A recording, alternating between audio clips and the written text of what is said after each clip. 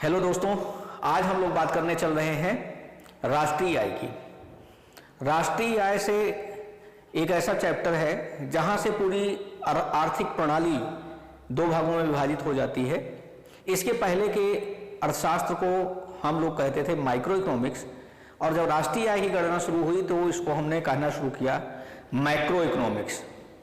वास्तव में राष्ट्रीय आय की गणना का जो परंपरा है वो कीन्स से स्टार्ट होता है, अर्थात मैक्रो इकोनॉमिक्स 1936 में जब general theory of interest, employment and money, जिसको कीन्स ने प्रकाशित किया था 1936 में, जब उसका प्रकाशन हुआ तो उसके बाद राष्ट्रीय आय का गणना का एक सैद्धांतिक या वैज्ञानिक ढंग से विश्लेषण शुरू होता है। राष्ट्रीय आय अर्थात नेशनल इनकम की गणना कैसे होती है, आइए हम लोग एक नजर इस पर डालते हैं। तो सबसे पहले इसमें दो शब्द है, एक तो है राष्ट्रीय और दूसरा है आय, अर्थात हम बात कर रहे हैं नेशनल और दूसरा शब्द है इनकम। तो इसका मतलब है कि जब हम इसकी बात करेंगे तो डोमेस्टिक भी होगा और इंटरनेशनल भी होगा। दो टर्म होंगे, डोमेस्टिक या इंटरनेशनल। तो हम नेशनल और डोमेस्टिक में डिफरेंस करेंगे, फिर इसके बाद डिफाइन करेंगे इनकम। इनकम क्या होती है? देखिए, हमेशा एक चीज ध्यान रखिएगा, इनकम हम कभी कभी दो शब्द होते हैं, इनकम एंड रिसीप्ट्स। रिसीप्ट्स को हम कहते हैं प्राप्तियां और इनकम को कहते हैं आय। प्राप्तियां और आय दोनों में थोड़ा सा डिफरेंस होता है। इनकम जो होती है हमारी, जब हम डिफाइन करते हैं ऐसी रिसीप्ट्स, ध्यान रखिएगा प्राप्तियों के दो भाग होते हैं, एक को हम कहते हैं रेवेन्यू रिसीप्ट्स और दूसरे को हम कहते हैं कैपिटल रिसीप्ट्स। रेवेन्यू रिसीप्ट्स वो इनकम जिस पर लायबिलिटी नहीं होती, जिस पर लायबिलिटी नहीं होती उसको हम कहते हैं रेवेन्यू रिसीप्ट्स, और जिस पर लायबिलिटी होती है, जिस पर लायबिलिटी होती है उसको हम कहते हैं कैपिटल रिसीप्ट्स। हमारी जो इनकम होती है ये हमारे किसी भी आर्थिक गतिविधि का परिणाम होती है, इकोनॉमिक एक्टिविटी। इनकम हमारी किसी इकोनॉमिक एक्टिविटी का रिजल्ट है। तो means income is the result of economic activity. अब सवाल ये आता है कि इकोनॉमिक एक्टिविटीज कौन कौन सी हैं, कौन कौन सी ऐसी एक्टिविटीज हैं जिनको हम इकोनॉमिक एक्टिविटीज कहते हैं, कौन कौन सी ऐसी एक्टिविटीज हैं जिनको हम नॉन इकोनॉमिक एक्टिविटीज कहते हैं। तो इसका मतलब है economic activity,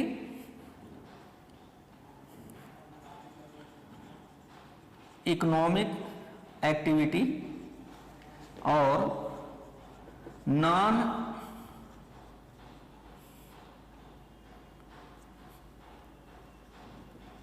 economic activity. Economic activity किसे कहते हैं और नॉन इकोनॉमिक एक्टिविटी किसे कहते हैं, पहले ये समझ लीजिए थोड़ा सा। इकोनॉमिक एक्टिविटी वो है, आर्थिक गतिविधियां वे गतिविधियां हैं जिसके बदले में हमें कोई प्रतिफल मिलता है, वो कहलाता है इकोनॉमिक एक्टिविटी। जिसके बदले में हमें कोई प्रतिफल ना मिले। If there is any result, result means if there is any gain या रिजल्ट, जिसके बदले में कोई हमें प्रतिफल मिलता है उसको हम इकोनॉमिक एक्टिविटी कहते हैं। जिसके बदले में हमें कोई प्रतिफल नहीं मिलता उसको हम नॉन इकोनॉमिक एक्टिविटी कहते हैं। जैसे अगर हम एक स्कूल में टीचिंग कर रहे हैं तो ये इकोनॉमिक एक्टिविटी है, लेकिन अगर हम अपने बच्चे को पढ़ा रहे हैं तो ये नॉन इकोनॉमिक एक्टिविटी है। एक डॉक्टर अगर पेशेंट का इलाज पैसे लेकर के कर रहा है तो वो इकोनॉमिक एक्टिविटी है, लेकिन अगर वही डॉक्टर अपने घर के किसी व्यक्ति का इलाज कर रहा है जिसके बदले में उसको कुछ नहीं मिल रहा है तो वो नॉन इकोनॉमिक एक्टिविटी कहलाएगा। तो हम यहां इस बात कर रहे हैं income is the result of economic activity, अर्थात आय क्या है? आय वह प्राप्ति है, आय वह प्राप्ति है जो किसी आर्थिक गतिविधि का परिणाम होती है। अब सवाल आया कि हमने आय को डिफाइन कर लिया, इसके अलावा आय को हम मेजर कैसे करेंगे? इनकम को हम मेजर कैसे करेंगे? पहले तो आप समझ लीजिए कि जो एक्टिविटीज होती हैं इकोनॉमी में वो किन माध्यमों से होती हैं। There are certain factors of production. Factors of production क्या हैं? उत्पादन के साधन, इनको हम कहते हैं उत्पादन के साधन। कौन कौन से साधन हैं? Land, labour, capital, entrepreneur and organisation. There are 5 factors of production. 5 factors of production. इन 5 फैक्टर्स को जो मिलता है, लैंड के यूज के बदले हमें मिलता है रेंट, लेबर को मिलता है वेज, कैपिटल के यूज के बदले मिलता है इंटरेस्ट, एंटरप्रेन्योर को मिलता है प्रॉफिट, ऑर्गेनाइजेशन को मिलता है रिटर्न। ये कहलाता है आपकी इनकम और ये कहलाते हैं आपके फैक्टर्स ऑफ प्रोडक्शन। तो अब तो आपके समझ में आ गया होगा, ये कहलाता है फैक्टर्स ऑफ प्रोडक्शन और ये जो इनको उपयोग के बदले मिलता है वो कहलाता है इनकम। अब सवाल ये है कि इनकम को आप मेजर कैसे करेंगे? इनकम, मान लीजिए एक एग्जांपल हम ले कि अगर एक व्यक्ति काम कर रहा है, दिन भर उसने मजदूरी करी, शाम को 5 बजे 9 to 5 उसने काम किया, 5 बजे उसको 500 रुपया मिलता है, तो उसकी इनकम 500 रुपये ही है। अगर दोपहर में उसकी इनकम मेजर करेंगे तो कितना होगा? 0 नहीं, इनकम उसकी दिन भर की है। तो इसका मतलब है कि इनकम को जब हम मेजर करते हैं तो we can measure point of time. किसी चीज को हम 2 चीज पे मेजर करते हैं, पीरियड ऑफ टाइम, इसको कहते हैं समय बिंदु और इसको कहते हैं समयावधि। इनकम एक फ्लो कॉन्सेप्ट है। इनकम क्या है? फ्लो कॉन्सेप्ट है। इसको पीरियड ऑफ टाइम पर ही मेजर कर सकते हैं, पॉइंट ऑफ टाइम पर मेजर नहीं कर सकते हैं। इनकम के लिए इनकम एक फ्लो कॉन्सेप्ट है। फ्लो जैसे अगर एक बाल्टी में आपने पानी भर लिया तो बाल्टी स्टॉक हो गया, लेकिन जब टैप से पानी गिर रहा है तो उस टैप से गिरते हुए पानी को आप पीरियड ऑफ टाइम में तो मेजर कर सकते हैं, बट पॉइंट ऑफ टाइम पर मेजर नहीं कर सकते। बाल्टी में भरे हुए पानी को, यानी जिसको हम कह रहे हैं स्टॉक, स्टॉक को पॉइंट ऑफ टाइम पर मेजर करते हैं, स्टॉक को पॉइंट ऑफ टाइम पर मेजर करते हैं, लेकिन फ्लो कॉन्सेप्ट को हम पीरियड ऑफ टाइम पर मेजर करते हैं। इनकम एक फ्लो कॉन्सेप्ट है, इसलिए हम इसको पीरियड ऑफ टाइम पर मेजर करेंगे। तो जब हम नेशनल इनकम की बात करते हैं तो हम सबसे पहले क्या लेते हैं, नेशनल इनकम के लिए हम लेते हैं पीरियड ऑफ टाइम। क्या लेते हैं, पीरियड ऑफ टाइम। जनरली हम इस पीरियड ऑफ टाइम को 1 ईयर या इसको हम 1 फाइनेंशियल ईयर कहते हैं, 1 फाइनेंशियल ईयर पर ही मेजर करते हैं। 1 ईयर या 1 फाइनेंशियल ईयर पर ही मेजर करेंगे। तो इसका मतलब हुआ कि राष्ट्रीय आय की परिभाषा के लिए हमें सबसे पहले क्या चाहिए, एक दिया हुआ वर्ष, किसी भी एक वर्ष में, अर्थात there is a period of time. तो सबसे पहले हमें नेशनल इनकम में क्या मिला, in 1 period which is that is 1 financial year, which is 1 financial year. तो एक दिए हुए वर्ष में। अब आगे हम बात करें डेफिनेशन क्या है। तो नेशनल इनकम की डेफिनेशन आई कि एक दिए हुए वर्ष में उत्पादित समस्त वस्तुओं, फैक्टर्स ऑफ प्रोडक्शन के माध्यम से उत्पादित, ये जो फैक्टर्स ऑफ प्रोडक्शन है, इनके माध्यम से फैक्टर्स ऑफ प्रोडक्शन क्या करते हैं, ये प्रोडक्शन करते हैं। प्रोडक्शन किसका करते हैं, कमोडिटीज का, और किसका करते हैं, एंड सर्विसेज का। तो इन फैक्टर्स ऑफ प्रोडक्शन के माध्यम से हम क्या करेंगे, प्रोडक्शन करेंगे। प्रोडक्शन किसका करेंगे, कमोडिटीज एंड सर्विसेज का। तो एक इन 1 period, in 1 given period, that is 1 financial year, all the products and services produced in 1 given period, ये हमारा बना राष्ट्रीय आय की पहली लाइन। तो अब डेफिनेशन देते समय हम क्या कहेंगे, ध्यान से सुनिएगा, इसको नोट करते चलिएगा।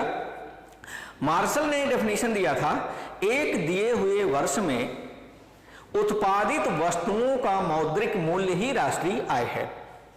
एक दिए हुए वर्ष में उत्पादित वस्तुओं का मौद्रिक मूल्य ही राष्ट्रीय आय है। ध्यान रखिएगा, मार्शल की जब बात हम करते हैं तो 1908 में बात करते हैं। 1898 में उनकी पहली प्रिंसिपल्स ऑफ इकोनॉमिक्स आई थी, जब उन्होंने ये बात किया था। 1908 में प्रिंसिपल्स ऑफ इकोनॉमिक्स का 2nd एडिशन आता है, तो उसके बाद ही हम मार्शल का पीरियड मानते हैं। तो मार्शल ने कहा था कि एक दिए हुए वर्ष में उत्पादित वस्तुओं, सेवाएं उस समय इतनी ज्यादा कैलकुलेशन में नहीं थी, तो हम केवल वस्तुओं के मूल्य को ही शामिल करते थे। लेकिन यह डेफिनेशन अपने आप में पूर्ण नहीं था। बाद में इस डेफिनेशन को और साइंटिफिक बनाया गया, तो उसमें जोड़ा गया एक दिए हुए वर्ष में उत्पादित वस्तुओं और सेवाओं के मौद्रिक मूल्य को राष्ट्रीय आय कहते हैं। ध्यान रहे, वस्तुओं और सेवाओं के मौद्रिक मूल्य में भी अभी एक कमी थी। कमी क्या थी, जब हम वस्तुओं का उत्पादन करते हैं, वस्तुओं यानी गुड्स का प्रोडक्शन करते हैं, देयर आर 2 प्रॉब्लम्स। 1 प्रॉब्लम, मान लीजिए हमने किसी एक प्रोडक्ट को लिया, मान लीजिए हमने लिया कॉटन, कपास या रुई, इससे बना थ्रेड, और थ्रेड से बना क्लॉथ, और इससे बना शर्ट। तो कॉटन का मूल्य अगर हम मान लें 100 रुपया, थ्रेड का मूल्य मान लें 150 रुपया, क्लॉथ का मूल्य मान लें 200 रुपया और शर्ट की प्राइस मान लें 250 रुपया। तो इस तरह से जो हमारी फाइनल इनकम होगी वो होगा 700 रुपया। एक्चुअल में ये करेक्ट नहीं है। यहां पर इस शर्ट में 50 रुपीज का वैल्यू एडिशन हुआ है, यहां पर 50 रुपीज का वैल्यू एडिशन हुआ है, यहां भी 50 रुपीज का वैल्यू एडिशन हुआ है। तो इसका मतलब है कि इस 150 में ये 100 शामिल है, इस 200 में ये 150 शामिल है, इस 250 में ये 200 शामिल है। तो इसका मतलब ये वास्तव में एक्चुअल पिक्चर नहीं डिनोट कर रहा है। तो डेफिनेशन को फिर से सही किया गया और अंतिम रूप से जो आज डेफिनेशन है इसको आप फाइनली आप नोट कर लीजिए अपनी कॉपी में। एक दिए हुए वर्ष में उत्पादित समस्त अंतिम वस्तुओं और सेवाओं, ध्यान रखिए मैंने क्या कहा है, अंतिम वस्तुओं अर्थात ये अंतिम वस्तुओं और सेवाओं के मौद्रिक मूल्य को राष्ट्रीय आय कहते हैं, जिन्हें दोहरी गणना के बिना मापा जाता है। दोहरी गणना का मतलब क्या है? शर्ट में क्लॉथ है, क्लॉथ में थ्रेड है, थ्रेड में कॉटन है। अगर यहां पर हमने जोड़ लिया तो इस थ्रेड में कॉटन शामिल है लेकिन फिर भी हमने इसको 250 कर दिया, यहां 700 हो रहा है, ये दोहरी गणना है। यहां शर्ट में क्लॉथ का प्राइस शामिल है लेकिन अगर हम इन दोनों को शामिल करेंगे तो 700, 500, 450 हो जाएगा। इस तरह से जो राष्ट्रीय आय की डेफिनेशन होती है वो डेफिनेशन है एक दिए हुए वर्ष में in a given period all the monetary value of all the final goods and services produced in a given period is the national income. In a given period of time, the monetary value of all final products and services is national income. एक दिए हुए वर्ष में उत्पादित समस्त अंतिम वस्तुओं और सेवाओं का मौद्रिक मूल्य ही क्या है? राष्ट्रीय आय है। चलिए अब हम राष्ट्रीय आय की डेफिनेशन तो हो गई, सवाल ये आया कि राष्ट्रीय आय को हम मेजर करेंगे कैसे। अब यहां पर आ गया दोहरी गणना, तो हमने आपको दोहरी गणना बता दी, दोहरी गणना बता दी। अब सवाल ये आया कि all the economic activities, economic और नॉन इकोनॉमिक एक्टिविटीज, हम नेशनल इनकम अकाउंटिंग में केवल और केवल इकोनॉमिक एक्टिविटीज को ही शामिल करते हैं, अर्थात नॉन इकोनॉमिक एक्टिविटीज को हम शामिल नहीं करते हैं। इस पर अभी हम थोड़ी देर में आते हैं। इसके पहले हम जब नेशनल इनकम की बात करते हैं तो हमारे सामने 4 शब्द आते हैं, जीडीपी, जीएनपी, एनडीपी और NNP. GDP gross domestic product, gross national product,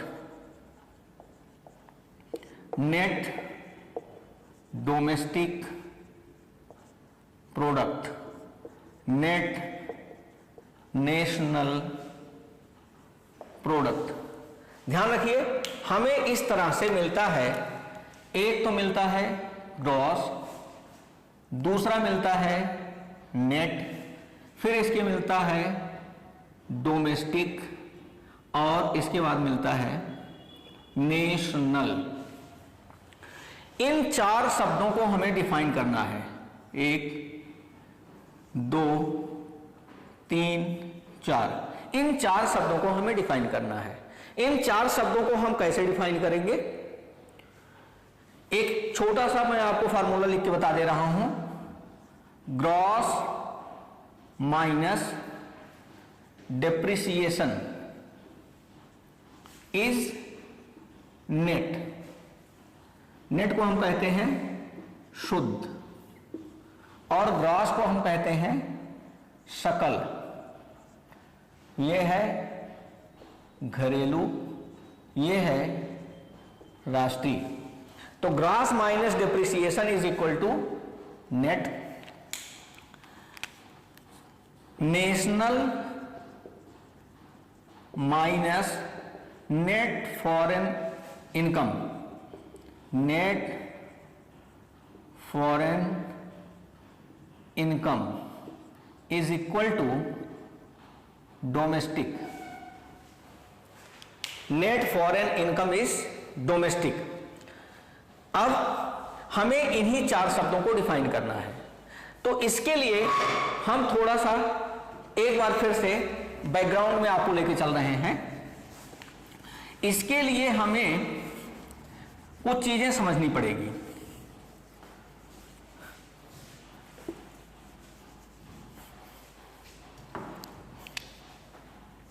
हमें समझना पड़ेगा सर्कुलर फ्लो ऑफ इनकम,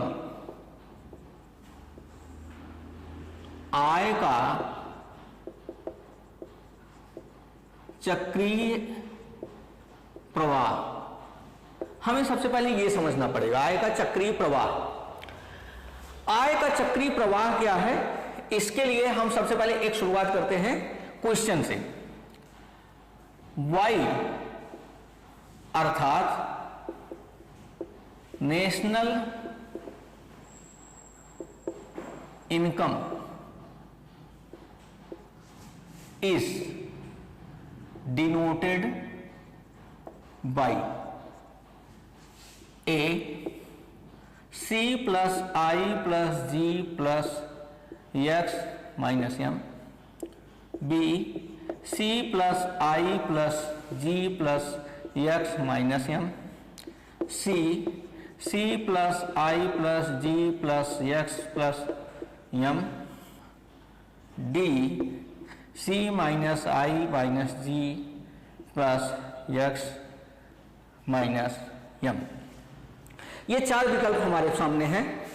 इन चार विकल्पों में आपको ये जानना है सी क्या है, आई क्या है, जी क्या है, एक्स क्या है, एम क्या है। अर्थात हमारे पास है वाई राष्ट्रीय आय, सी कंजम्पशन उपभोग, आई इन्वेस्टमेंट, जी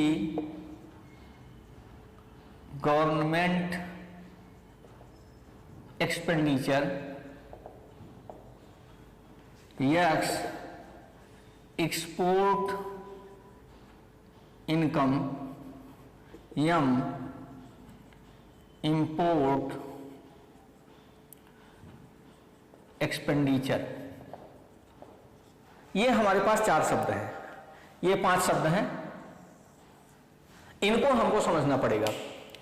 देखिए इसका आंसर हम आपको दें, इससे बेहतर है कि हम आपको इन सबको एक्सप्लेन करें और इसका आंसर आप नोट कर लीजिए और इसका आंसर आप खुद ढूंढ लीजिएगा। लास्ट में हम आपको अगर नहीं ढूंढ पाएंगे तो लास्ट में मैं आपको आंसर बता भी देता हूं। तो चलिए एक एक को समझने की कोशिश करते हैं। सबसे पहले हम बात करते हैं वाई की। इनकम को हम दो भागों में डिवाइड करते हैं, या तो इनकम को हम कंज्यूम करेंगे या तो सेव कर लेंगे। आय को हम या तो उपभोग करेंगे या बचत कर लेंगे। जो हमारा बचत होगा, बचत सेविंग, ये हमेशा इन्वेस्टमेंट के बराबर होगा। ऑलवेज कैसे होगा इसको मैं अभी आपको बता रहा हूं। Saving will be equal to investment always, ये ध्यान रखिएगा। तो अर्थात हम अपनी इनकम को या तो कंज्यूम करेंगे या तो सेव करेंगे, तीसरा हमारे पास कोई ऑप्शन नहीं है। तो हम इसको लिख सकते हैं y is equal to C plus I. क्यों? क्योंकि saving is always equal to investment. तो अब इतना समझ में आ गया होगा, तो हम चलते हैं अब सर्कुलर फ्लो की तरफ। सर्कुलर फ्लो, आय का चक्रीय प्रवाह।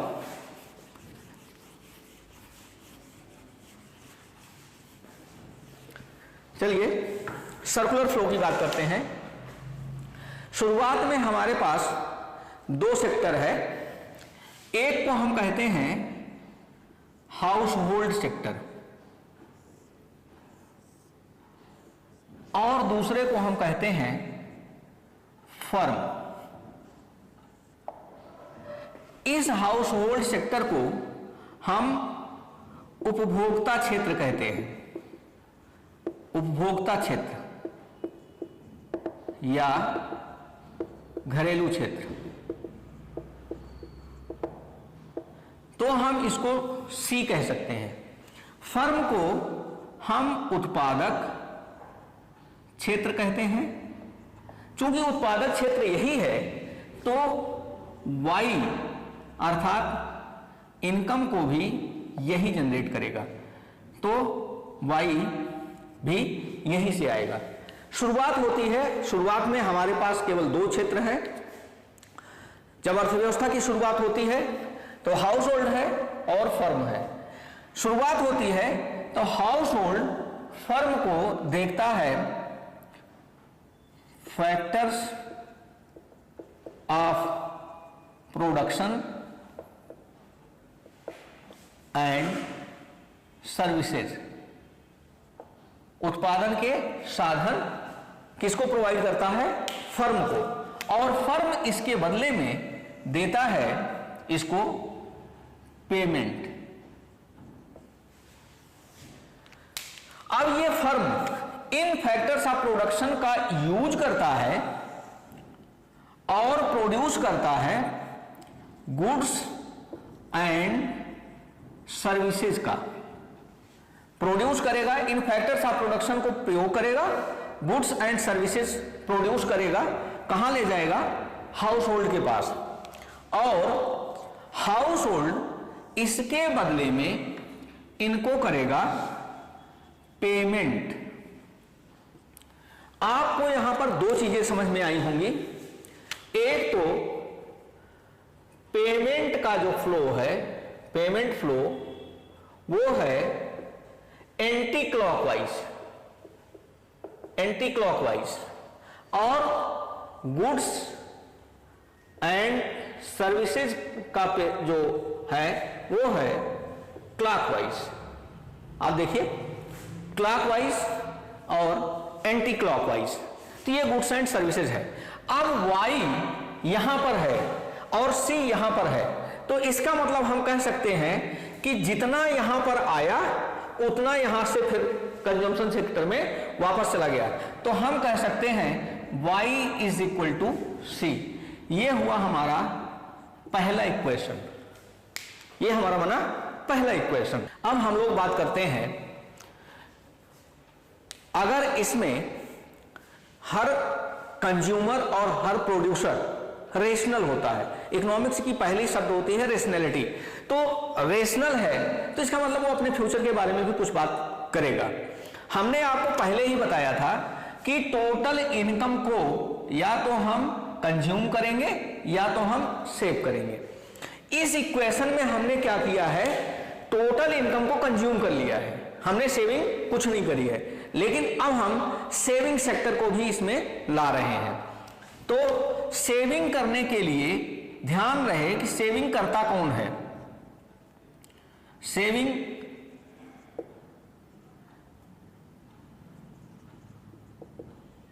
सेविंग होगा कैसे?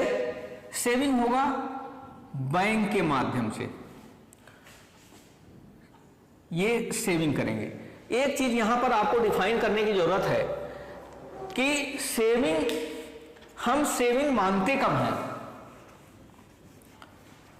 इकोनॉमिक्स में इस चीज का बड़ा महत्व है, आप ध्यान रखिएगा।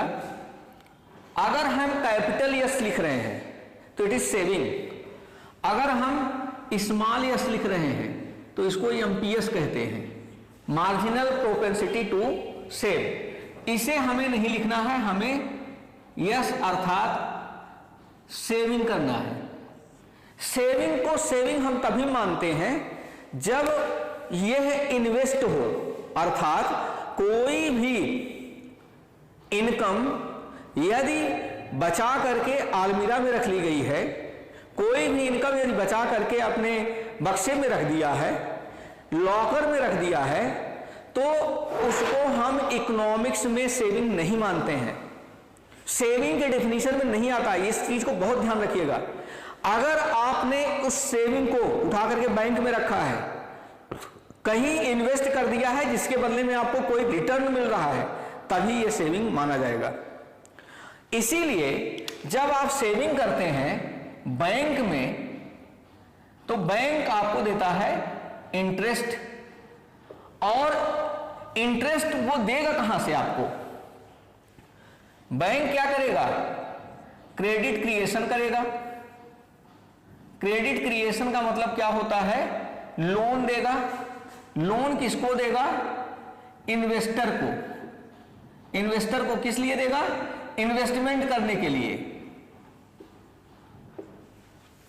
जो इन्वेस्टमेंट के लिए लोन देगा, क्रेडिट क्रिएशन करेगा। मान लीजिए आपने यहां पर 5,000 की सेविंग कर दी, सब लोगों ने मिलकर के, 5 फैक्टर्स ऑफ प्रोडक्शन ने मिलकर के सेविंग किया, 5,000 की सेविंग किया, बैंक में रखा, बैंक ने क्रेडिट क्रिएशन किया, लोन दिया इन्वेस्टर को, इन्वेस्टर ने इस लोन को लौटाया 500 रुपए इंटरेस्ट के साथ। 5,000 प्लस 500 इंटरेस्ट। अब इस इंटरेस्ट के साथ जब लौटाया तो ये हो गया 5500, अर्थात ये जो 500 था यही इंटरेस्ट है, क्रेडिट क्रिएशन है। तो यहां पर हम सिर्फ ये बताना चाह रहे हैं कि सेविंग जब बैंक में रखी जाएगी तो वो इन्वेस्टमेंट होगा, अर्थात सेविंग इज इन्वेस्टेड और इट विल बी ऑलवेज। हमने आपको पहले भी बताया था, S will be equal to I, saving will be equal to investment always. हमेशा सेविंग इन्वेस्टमेंट के बराबर होगी। तो जब फर्म ने सेविंग किया, मान लीजिए यहां पर वाई था 100 रुपया, अब 5 रुपया फर्म ने सेविंग कर लिया, अब यहां पर आया 95 रुपीज। हाउस होल्ड ने भी अपने भविष्य के लिए 5 रुपए का सेविंग कर लिया, तो सेविंग कितना हो गया? 10 रुपया। अब ये 10 रुपया इन्वेस्टमेंट होगा। इन्वेस्टमेंट कैसे होगा? लोन के माध्यम से, क्रेडिट क्रिएशन के माध्यम से। क्रेडिट क्रिएशन कहां जाएगा? फर्म के पास जाएगा। ये 10 रुपया। तो यहां पर बचेगा कितना? सी बचेगा 90 रुपया। वाई है 100, सी है 90। इसका मतलब हमारा ये equation y is equal to C के बराबर नहीं है। अगर हम इस y is equal to C में यस जोड़ दें तो हमारा बनेगा सेकेंड इक्वेशन। सेकेंड इक्वेशन बनेगा y is equal to C plus S, और हम इसको y is equal to C plus I भी लिख सकते हैं, because S is equal to I always. हमेशा सेविंग इन्वेस्टमेंट के बराबर होगा। तो ये हुआ हमारा दूसरा समीकरण। ये था हमारा, अभी तक था 2 sector model, circular flow of income 2 sector model. अब हम लोग बात करने चल रहे हैं 3 सेक्टर मॉडल की। अब हम यहां पर हमने गवर्नमेंट सेक्टर को जोड़ लिया। गवर्नमेंट सेक्टर में जो जैसा चल रहा है हमने इसमें कोई चेंजेस नहीं करे हैं। अब यहां पर गवर्नमेंट सेक्टर आ गया। गवर्नमेंट सेक्टर में भी सेम कंडीशन होती है। गवर्नमेंट सेक्टर में क्या हुआ, ये house hold sector factors of production provide कर रहा है गवर्नमेंट सेक्टर को, गवर्नमेंट सेक्टर इसके बदले में पेमेंट करता है, लेकिन गवर्नमेंट इसके बदले में थोड़ा सा टैक्स भी ले लेती है। मान लीजिए सरकार ने 5 रुपया यहां से टैक्स ले लिया, जितना भी पेमेंट किया उसमें से 5 रुपया टैक्स ले लिया। सेम चीज यहां भी किया, फैक्टर्स ऑफ प्रोडक्शन प्रोवाइड किया, फैक्टर्स ऑफ प्रोडक्शन प्रोवाइड किया गवर्नमेंट सेक्टर को, फर्म्स ने, इसके बदले में सरकार ने इनको किया पेमेंट फर्म्स को, लेकिन इनसे भी थोड़ा सा टैक्स सरकार ने ले लिया। मान लीजिए ये टैक्स लिया 5 रुपया इनसे भी। अब अगर हम ये कहें कि हमारा y is equal to C plus S है, तो बिल्कुल नहीं है, क्योंकि y जब टैक्स दोनों तरफ से ले लेंगे तो y है 100, c कितना बचेगा, अब c बचेगा सिर्फ 80 रुपया, क्योंकि 5 रुपया टैक्स यहां से चला गया, 5 रुपया टैक्स यहां से चला गया। सेविंग अभी भी 10 के 10 रुपया बचा हुआ है, तो सेविंग है c बचेगा 80, सेविंग है 10 रुपया, तो 90 ही तो हुआ। तो इसका मतलब सरकार जो गवर्नमेंट के रूप में लेती है, टैक्सेस के रूप में लेती है, उसको गवर्नमेंट एक्सपेंडिचर के रूप में खर्च करती है। अगर हम इस 10 रुपए को जोड़ दें तो हमारा y is equal to C हो जाएगा। तो हमारा तीसरा समीकरण होगा y is equal to C plus T, T अर्थात टैक्सेस, इसको हम लिख सकते हैं y is equal to C, S के बदले में हम I लिख सकते हैं, टैक्सेस हमारा always equal to government expenditure, सरकारी व्यय के रूप में होता है, तो हम इसको लिख सकते हैं तीसरा समीकरण। This is our third equation. अभी तक जो हमने आपको दिखाया है इसको कहते हैं 3 सेक्टर मॉडल, 3 सेक्टर मॉडल। इसी को ध्यान रखिएगा, हम क्लोज्ड इकोनॉमी भी कहते हैं, circular flow of income in closed economy, circular flow of income in closed economy, 3 sector model. अब हम जो बात करने चल रहे हैं वो होगी ओपन इकोनॉमी, ओपन इकोनॉमी यानी 4 सेक्टर मॉडल, 4 सेक्टर मॉडल अर्थात ओपन इकोनॉमी और ओपन इकोनॉमी। जो जैसा चल रहा है हम इसमें कोई परिवर्तन नहीं कर रहे हैं, हम इसको थोड़ा सा आपके लिए साफ कर रहे हैं, थोड़ा सा जगह बना रहे हैं।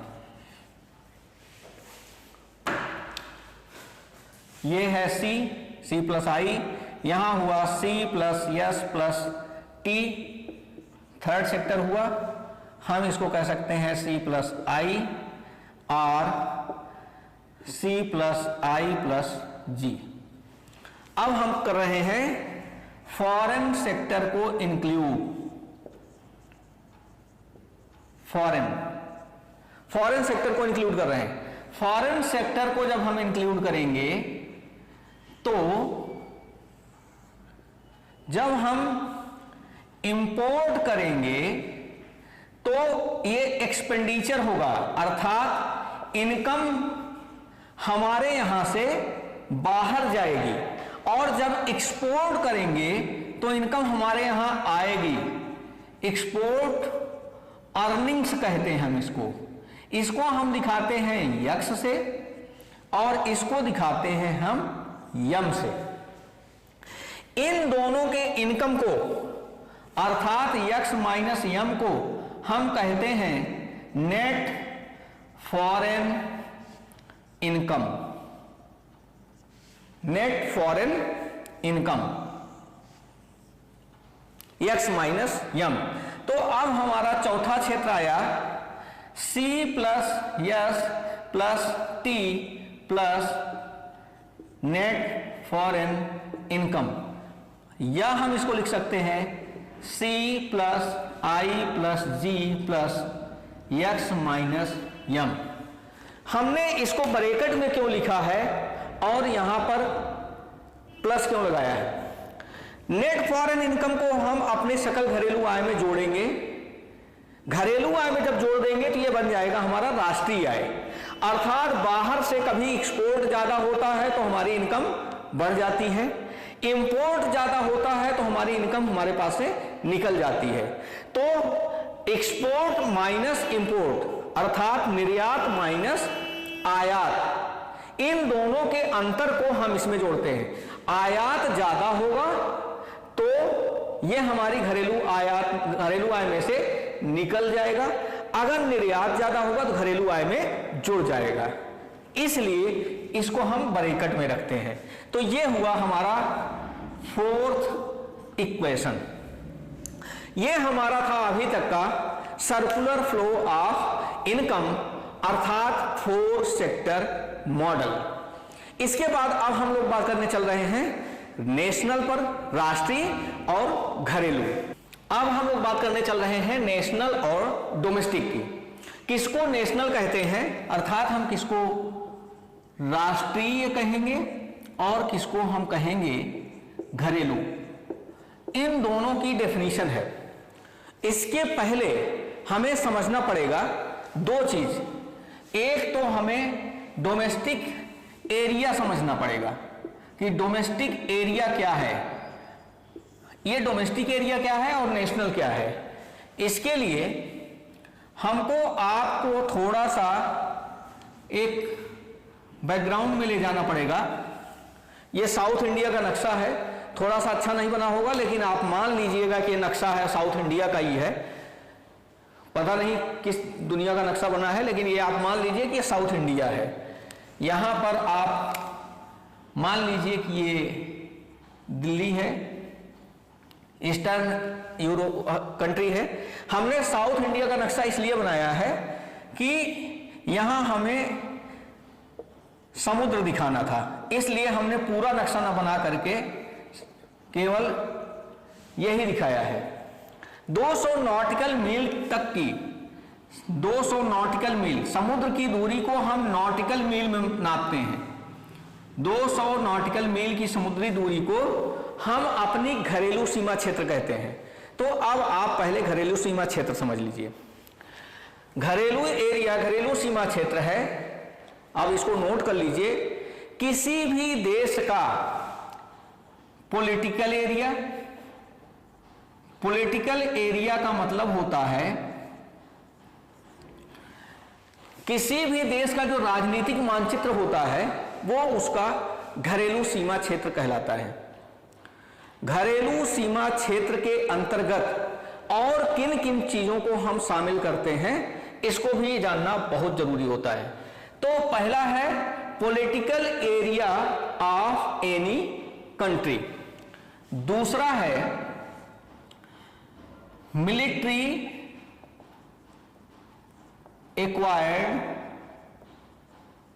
लैंड, सैन्य विजित क्षेत्र। जैसे किसी देश ने अगर किसी दूसरे देश को जीत लिया, जो कि आज इस युग में थोड़ा सा कठिन लग रहा है क्योंकि इंटरनेशनल लेवल पर थोड़ा सा विरोध शुरू हो जाता है, तो लेकिन इसके बावजूद अब आप ये ना कहें कि अमेरिका ने अफगानिस्तान को जीत लिया तो लेकिन अफगानिस्तान को जीतने के बावजूद उसने अपने वहां पर सैन्य सरकार नहीं बनाई, सरकार उसने हैंड ओवर कर दी अफगानिस्तान के लोगों को ही, इसलिए वो सैन्य विजित क्षेत्र नहीं कहलाएगा, अमेरिका का क्षेत्र नहीं कहलाएगा। लैंड मिलिट्री एक्वायर्ड लैंड का मतलब है कि जैसे अगर किसी देश ने किसी देश को कोई जीत लिया, लड़ाई हुई, तो वो देश उसकी घरेलू सीमा में आ जाएगा। तीसरा, दो देशों के बीच किसी भी तरीके से लैंड अगर पैक्ट हुआ है, कोई समझौता हुआ है, जैसे भारत ने बांग्लादेश को 200 बीघा का गलियारा दिया है, 2 बीघा का गलियारा दिया है, एक तो वो, दूसरा, अभी आपने कुछ दिन पहले देखा होगा कि इंडिया ने कुछ बांग्लादेश के गांवों को अपने में मिलाया और कुछ इंडिया के गांव थे जो बांग्लादेश को हैंडओवर किए गए। तो दो देशों के बीच में हैंडओवर जो लैंड होती है बाय म्यूचुअल अंडरस्टैंडिंग, तो दो देशों के बीच में जो म्यूचुअल अंडरस्टैंडिंग से हैंडेड लैंड होती है वो उसकी घरेलू सीमा क्षेत्र कहलाती है। चौथा क्या है, इसके अलावा दूसरे देशों में स्थित दूतावास, अगर दिल्ली में यूएस का दूतावास है तो वो यूएस का घरेलू है, ना कि इंडिया का। इंडिया का अगर यूएसए में है तो यूएसए में जो दूतावास है वो इंडिया का घरेलू क्षेत्र है, जबकि दिल्ली में स्थित यूएसए का जो क्षेत्र है वो यूएसए के घरेलू में जाएगा, डोमेस्टिक में जाएगा। ये ध्यान रखिएगा। तो दूसरे देशों में स्थित जो दूतावास हैं, काउंसलेट्स या एम्बेसी हैं, वो आपके घरेलू सीमा क्षेत्र में आएंगे। इसके और अलावा दो देशों के बिटवीन टू कंट्रीज कौन कौन सी, एयर एंड वाटर ट्रांसपोर्टेशन, दो देशों के बीच में between two countries air and water transportation, Bharat और सऊदी अरब के बीच में अगर वाटर ट्रांसपोर्टेशन हो रहा है या एयर ट्रांसपोर्टेशन हो रहा है, तो जो भारत के यहां पर लैंड करेंगी प्लेन्स वो इंडिया के डोमेस्टिक में आएंगी। यहां पर सऊदी अरब एयरलाइंस अगर यहां से यात्रियों को उठा करके संचालित करती है अपनी सेवाएं, तो वो घरेलू सीमा क्षेत्र में आएगी, भले ही वो सऊदी एयरलाइंस ने ही उसको किया है। तो ये जितने 200 नॉटिकल मील की समुद्री दूरी, पांचवा क्या हुआ, 200 नॉटिकल मील की समुद्री दूरी, political area of any country, military acquired land, land pact, अंतरराष्ट्रीय समझौतों से के अंतर्गत हस्तांतरित की गई भूमि, between two countries air water transportation, अन्य देशों में स्थित consulates and embassies, consulates and embassies in other countries, दूसरे देशों में स्थित वाणिज्य दूतावास या दूतावास, इतनी आपकी घरेलू सीमा क्षेत्र के अंतर्गत आएंगे। तो अब हमारे ख्याल से घरेलू की डेफिनेशन आपको क्लियर हो गई होगी। तो अब हम आपको बताने चल रहे हैं घरेलू और राष्ट्रीय आय, domestic income and national income. अब इसको थोड़ा सा आप लोग खूब आराम से ध्यान से सुनिएगा और इसको नोट कर लीजिएगा। कैसे नोट करेंगे, नोट करिए, किसी भी देश के अंतर्गत उस देश के अंतर्गत उस जो पॉलिटिकल रीजन में है, इस जितनी डिफिनीशन दी गई है इसके अंतर्गत उत्पादित समस्त अंतिम वस्तुओं और सेवाओं को हम डोमेस्टिक प्रोडक्ट में रखेंगे, डोमेस्टिक इनकम में रखेंगे। Whether all these products have been produced by anyone, जैसे एग्जाम्पल के रूप में अगर हुंडई कंपनी जो कि दक्षिण कोरिया की है भारत में प्रोडक्शन कर रही है तो ये इसकी घरेलू सीमा क्षेत्र में कर रही है, ये इसके डोमेस्टिक प्रोडक्ट में शामिल किया जाएगा। इस घरेलू सीमा क्षेत्र की जो डेफिनेशन दी गई है इसके अंतर्गत कोई भी गतिविधि, वस्तु या सेवा का उत्पादन जो भी किया जा रहा है वो घरेलू सीमा क्षेत्र के अंतर्गत आएगा, वो डोमेस्टिक इनकम कहलाएगा। फिर से आपको बता दें, किसी देश की सीमा क्षेत्र के अंतर्गत किसी के भी द्वारा, देशी हो या विदेशी हो, विदेशियों के द्वारा चाहे प्रोडक्शन किया गया हो, चाहे वो यहां के लोगों के द्वारा प्रोडक्शन किया गया हो, उनको हम घरेलू आय में रखेंगे। लेकिन जो यहां के लोग जा करके बाहर प्रोडक्शन कर रहे हैं या सेवाएं दे रहे हैं, जैसे टाटा की कंपनी ब्रिटेन में लगी है, वो घरेलू सीमा क्षेत्र में नहीं आएगी, वो घरेलू उत्पाद में नहीं आएगा, वो डोमेस्टिक इनकम में नहीं शामिल किया जाएगा।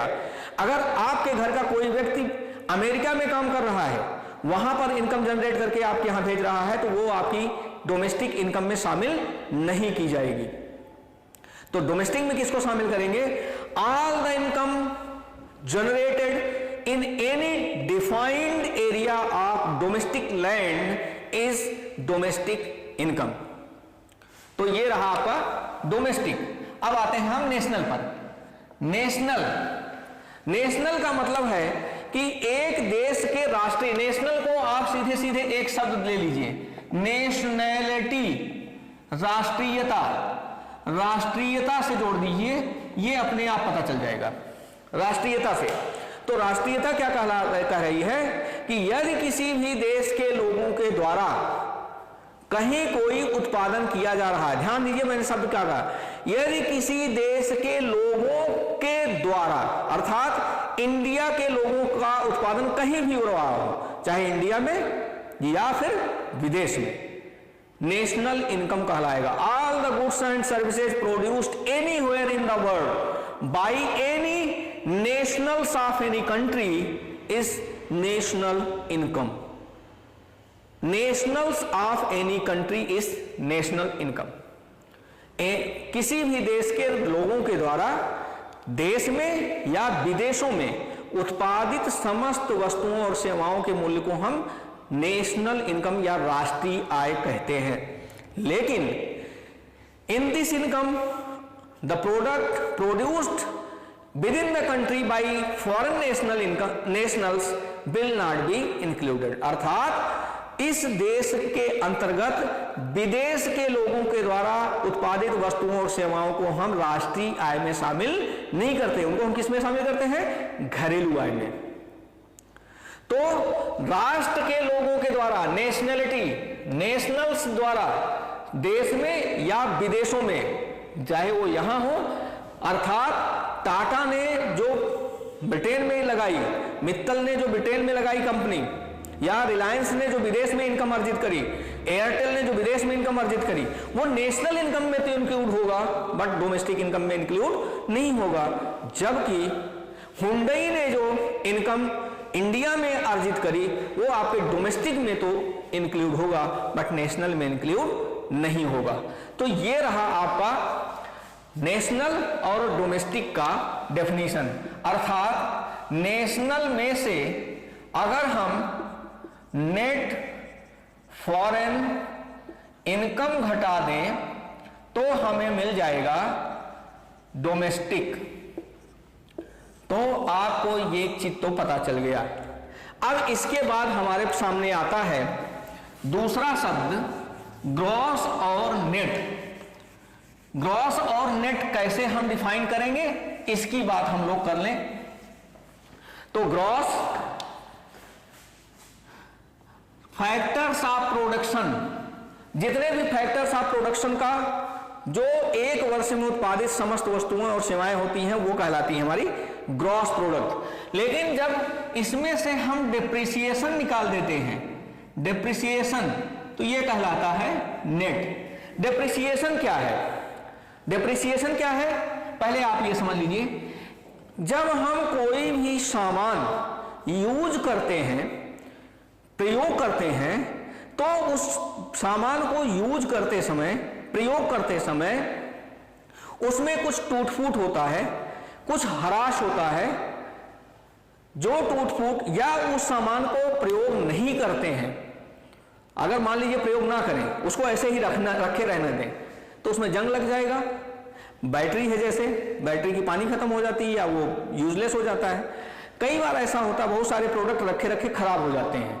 तो अगर उस स्थिति में यूज नहीं कर रहे हैं तो उस स्थिति में किसी भी प्रोडक्ट को यदि हम चालू हालत में बनाए रखने के लिए उसके मेंटेनेंस पर कुछ खर्च कर रहे हैं, उसको प्रोटेक्ट करने पर कुछ खर्च कर रहे हैं, और अगर कोई भी प्रोडक्ट मशीन चल रहा है, यूज कर रहे हैं, तो यूज करने पर उसमें जो टूट फूट घिसावट होगी उसको हम कहते हैं डेप्रिसिएशन।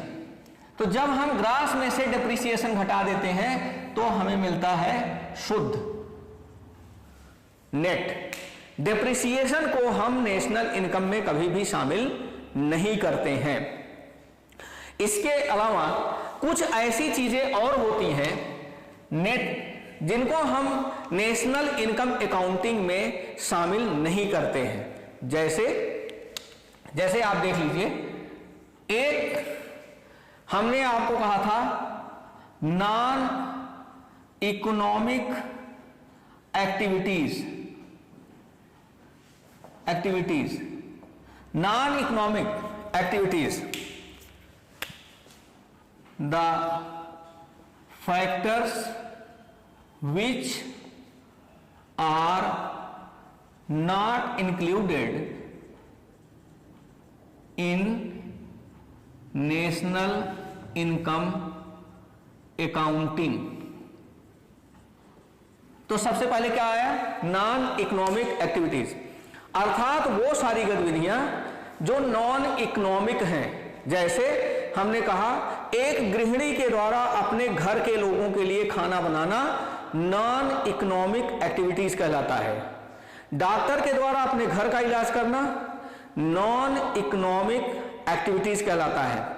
वकील के द्वारा अपने घर के लोगों का, अपने घर का केस लड़ना नॉन इकोनॉमिक एक्टिविटीज कहलाता है। टीचर द्वारा अपने बच्चे को पढ़ाना नॉन इकोनॉमिक एक्टिविटीज कहलाता है। गृहिणी द्वारा अगर अपने घर का खाना बनाया जा रहा है तो नॉन इकोनॉमिक एक्टिविटीज है। अगर वो पैसा लेकर के दूसरे के घर का खाना बना रही है तो वो इकोनॉमिक एक्टिविटीज कहलाएगा। तो हम ऐसी आर्थिक गतिविधियों को जो नॉन इकोनॉमिक एक्टिविटीज हैं उनको नेशनल इनकम अकाउंटिंग में शामिल नहीं करेंगे, जबकि इकोनॉमिक एक्टिविटीज को हम शामिल करते हैं। दूसरा क्या होता है? Transfer payments. ट्रांसफर पेमेंट्स इनको कहते हैं हस्तांतरण भुगतान। चूंकि ये किसी इकोनॉमिक एक्टिविटीज का परिणाम नहीं होती, हस्तांतरण भुगतान। जैसे आपको हम बता दें, pension, old age pension, old age pension, prize खिलाड़ियों को मिलने वाला, या आपको कोई भी सब्सिडी या आपको कोई सहायता मिल रही है, आर्थिक सहायता दी जा रही है, तो ये सब किसी आर्थिक गतिविधि का परिणाम नहीं है। भाई हमने आपको कोई दान दिया, हमारे पास पैसा है, हमने आपको दे दिया कि ये आप अपना काम चला लीजिए, ये ट्रांसफर पेमेंट है। इसके बदले में आपने हमें कोई सेवा नहीं दी थी कि इसके बदले में हम आपको कोई सर्विस आपने हमको प्रोवाइड किया है, उसके बदले हम आपको पेमेंट कर रहे हैं। तो जहां पर नॉन इकोनॉमिक एक्टिविटीज हैं, ये सारी कहलाती हैं non economic activities, transfer payments कहलाती है। तो ट्रांसफर पेमेंट्स को हम नेशनल इनकम अकाउंटिंग में शामिल नहीं करते हैं। तीसरा, ओल्ड कमोडिटीज सेल, पुरानी वस्तुओं की बिक्री, सेल ऑफ ओल्ड कमोडिटीज, पुरानी वस्तुओं की बिक्री। चूंकि इनको पुरानी वस्तु की बिक्री, इनको अपने उत्पादन के वर्ष में एक बार शामिल किया जा चुका है। All the commodities are included once in their production year. अब मान लीजिए आपने पंखा खरीदा, पंखा 1 साल थोड़ी चलेगा, पंखा 2 साल चलेगा, 3 साल चलेगा, चौथे साल आपने बेच दिया। साइकिल आपने खरीदा, मोटरसाइकिल खरीदी, 5 साल आपने चलाई और इसके बाद आपने बेच दिया। तो 5वें साल जब आपने बेच दिया तो जिस साल, अगर मान लीजिए ये मोटरसाइकिल 2015 में खरीदी गई थी और 2020 में आपने किसी और को बेच दिया, तो 2015 में जब ये मोटरसाइकिल खरीदी गई थी तो इस समय उसका प्रोडक्शन हुआ था, तो उस समय ये अपने मैन्युफैक्चरिंग ईयर में नेशनल इनकम अकाउंटिंग में शामिल किया गया था, लेकिन इस साल इसको हम नेशनल इनकम अकाउंटिंग में शामिल नहीं करेंगे। चौथा है कैपिटल गेन्स। कैपिटल गेन्स थोड़ा इंपॉर्टेंट है, इसको ध्यान रखिएगा। पूंजीगत लाभ। पूंजीगत लाभ किसको कहते हैं? जैसे अगर किसी भी चीज का प्रोडक्शन की वजह से ना ग्रोथ हो रही हो, बल्कि मार्केट प्राइस बढ़ रही हो, मार्केट प्राइस बढ़ने के कारण जो प्रॉफिट उसकी एसेट्स बढ़ जाती हैं। जैसे रिलायंस मान लीजिए 3 लाख करोड़ की कंपनी थी, अगर उसकी प्राइसेस शेयर प्राइस बढ़ करके हो गई और ज्यादा, तो वो 5 लाख करोड़ की कंपनी हो गई। तो ऐसा नहीं कि रिलायंस कंपनी की विस्तार के कारण 5 लाख करोड़ की हुई, बल्कि उसके शेयर वैल्यू बढ़ने की वजह से हुआ। तो अगर किसी भी वस्तु का मूल्य मार्केट प्राइस बढ़ने की वजह से, किसी वसेट की प्राइस बढ़ रही है, आज जो सामान 100 रुपए में मिलता था वही सामान कल 1500 में मिलने 150 में मिलने लगे, तो ये कैपिटल गेन कहलाता है। आज जो सामान 1000 में मिल रहा है, कल वही सामान 1500 रुपए में मिलने लगे, तो ये प्रोडक्शन या वैल्यू एडिशन की वजह से नहीं हुआ है, ये प्राइस बढ़ने की वजह से हुआ है। तो इसलिए हम कैपिटल गेन्स को भी नेशनल इनकम अकाउंटिंग में शामिल नहीं करते हैं। इसके अलावा एक और चीज होती है, वो होती है इल्लीगल एक्टिविटीज।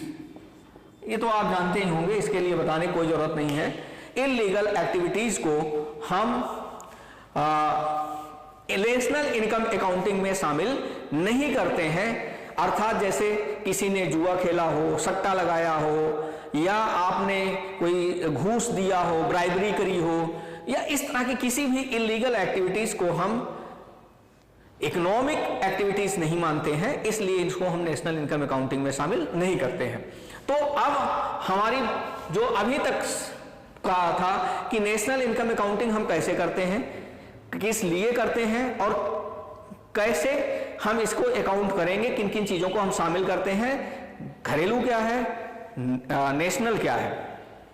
तो ये रहा आपका पहला पार्ट। इसके बाद अब हम लोग बात करेंगे कि नेशनल इनकम अकाउंटिंग हम अर्थात जीडीपी को हम किस लागत मूल्य पर निकालते हैं या बाजार मूल्य पर निकालते हैं। ग्रॉस वैल्यू एडिशन, GVA एक शब्द है, GVA ग्रॉस वैल्यू एडिशन 2015 में इसको अकाउंटिंग में लाया गया था। तो ग्रॉस वैल्यू एडिशन क्या है? Factor price, factor cost, market price, current price और फिक्स्ड प्राइस क्या होती है, जीडीपी और जीएनपी को कैलकुलेट कैसे करते हैं, और कैसे जीडीपी से जीएनपी निकालते हैं या जीएनपी से जीडीपी कैसे निकालते हैं, इसके लिए हम लोग बात करेंगे अगले लेक्चर में। तो आज का लेक्चर यहीं तक। हमारे ख्याल से आपको ये लेक्चर पसंद आया होगा। चूंकि ये लेक्चर अपने आप में पूर्ण नहीं है, तो याद रखिएगा कि आपको पूरा नेशनल इनकम अकाउंटिंग समझने के लिए इस लेक्चर का सेकेंड पार्ट भी देखना पड़ेगा। तो आप next video national income accounting का सेकेंड पार्ट अर्थात GDP, GNP, NNP, NDP, GVA, market price, factor cost and current price, fixed price. Thank you.